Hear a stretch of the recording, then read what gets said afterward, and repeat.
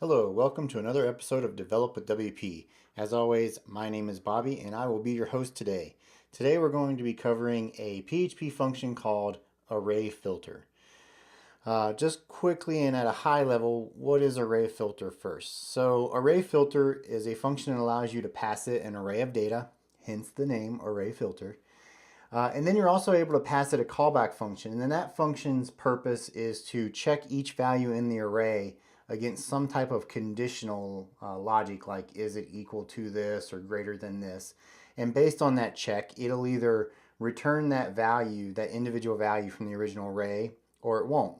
So quite simply, it allows you to filter an array and get a new array of values based on some type of conditional check. That may not seem super clear, but that's why I'm going to show you some code.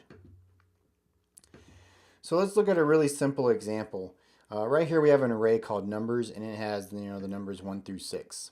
And what we want to do is we want to filter this array of numbers to only give us numbers that are above 4 or greater than 4. So we can do numbers more, let's just do this. We'll call it more than 4. So this is a variable that we're setting up, and this variable is going to actually hold the results of our filter. Equals array filter.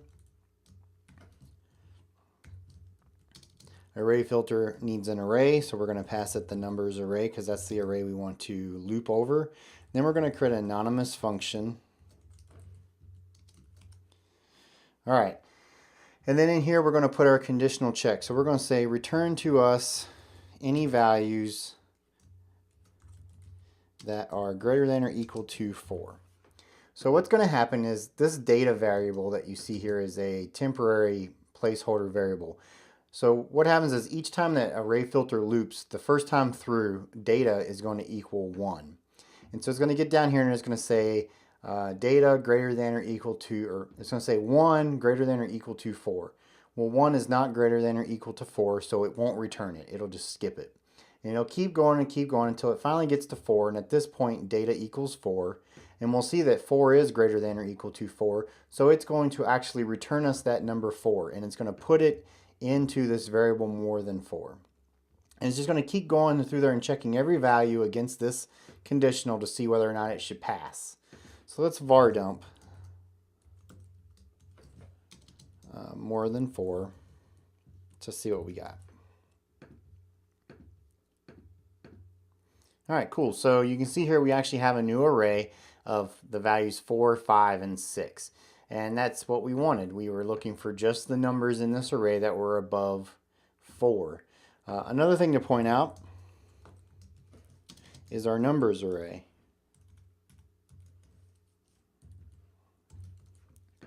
Our numbers array is still the original array. We have not changed the numbers array. And so that's an important point that I want you to take away from this as well, is that this is a concept called immutable data. So what we're trying to do here is we don't want to be directly changing the values of numbers. We want to get a new array, and that's what array filter does. It returns you a new array based on the function that you passed it. All right. So there's one other thing I want to show you here with this example, and that's the fact that we don't really need to pass this an anonymous function. We could name our function. So function filter numbers.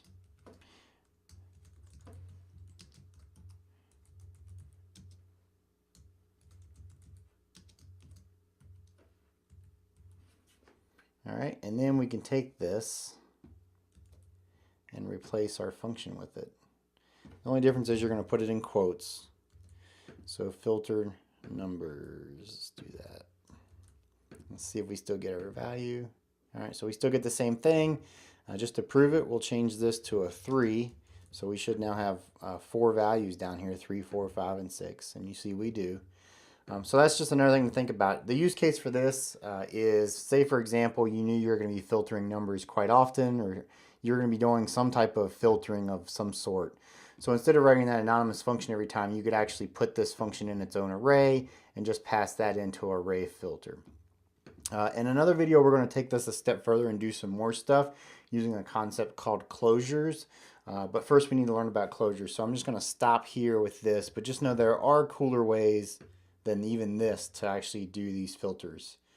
All right, so let's comment this out, and I'm going to show you another example. So this is a more practical example, I think, for those of you that are working within WordPress. If you're not working in WordPress and you're just here for a PHP class, good on you. It's still a good class.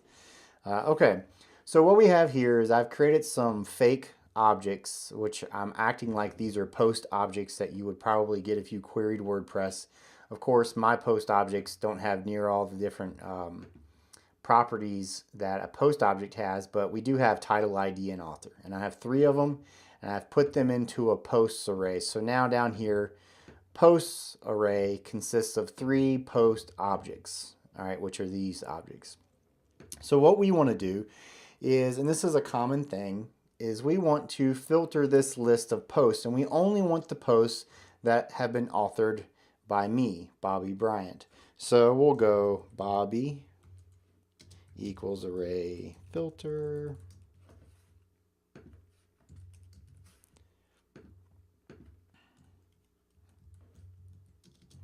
We'll pass it in posts, and then we'll do an anonymous function,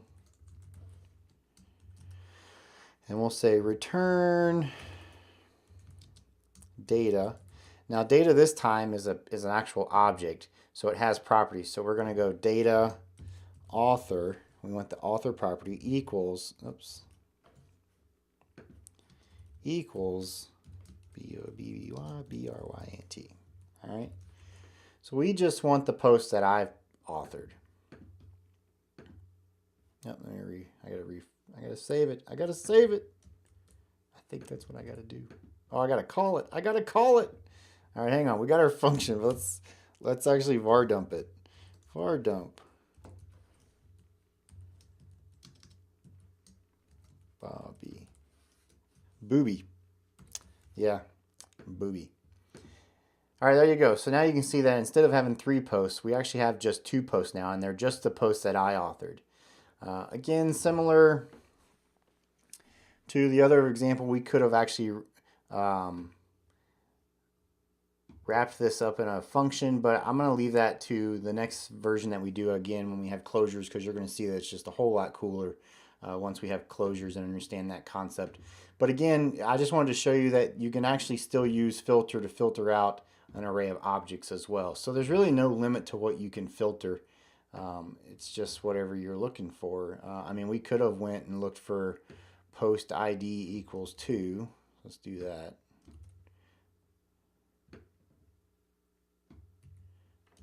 It just depends on what you're looking for. Now we have the post with number 2. I mean, it's just what you can search for. I mean, anything, any property that an object has, you could search for.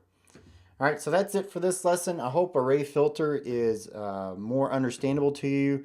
I think what you'll find is that you're going to find that you can use array filter, and we did a previous video on array map. Be sure to check that out. But you can start to use these filtering functions to really quickly speed up your code. If you'd have done this the long way, you would have had to do like a for each loop and create a temporary variable, and it just would have been a mess. But right here in just 3 lines of code, you're able to filter out exactly what you want. So again, that's it for this video. I hope you found it informative. As always, like, subscribe, share, tweet, you know, that kind of stuff. And we'll see you in the next video. Crank it up.